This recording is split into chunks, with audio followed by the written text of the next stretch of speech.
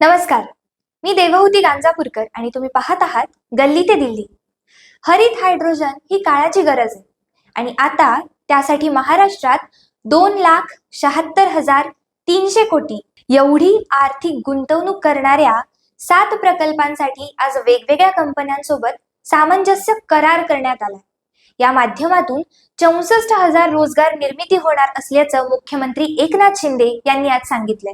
सह्याद्री अतिथीगृह इथे आज मुख्यमंत्री एकनाथ शिंदे आणि उपमुख्यमंत्री देवेंद्र फडणवीस यांच्या प्रमुख उपस्थितीत राज्य शासन आणि हायड्रोजन ऊर्जा निर्मिती करणाऱ्या विकासकांमध्ये सामंजस्य करार करण्यात आला.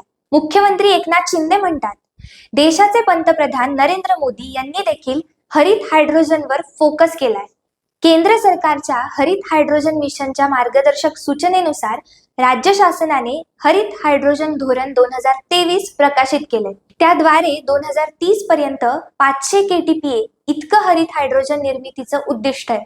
त्यासाठी राज्य शासनातर्फे हरित हायड्रोजन विकासकांना विविध अनुदान सवलती देऊ केल्या आहेत.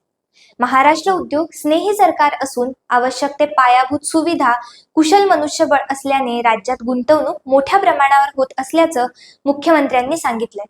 महाराष्ट्र हरित हायड्रोजन परिसंस्थेमध्ये अग्रेसर बनवण्याचं उद्दिष्ट असल्याचंही त्यांनी सांगितलंय. उपमुख्यमंत्री देवेंद्र फडणवीस सुद्धा म्हणाले की हरित हायड्रोजन संदर्भात प्रभावशाली धोरण करणारं महाराष्ट्र हे पहिलं राज्य आहे.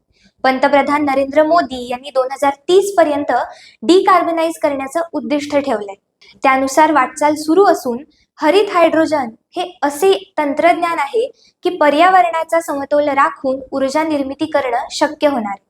महाराष्ट्र हरित हायड्रोजन परिसंस्थेमध्ये अग्रेसर बनवण्याचे उद्दिष्ट असल्याचंही त्यांनी सांगितलंय. शिवाय राज्य सरकारने जे धोरण तयार केले आहे त्यात आवश्यक ते बदल अवश्य सुचवावेत असंही उपमुख्य देवेंद्र फडणवीस यांनी यावेळी आवाहन केलंय.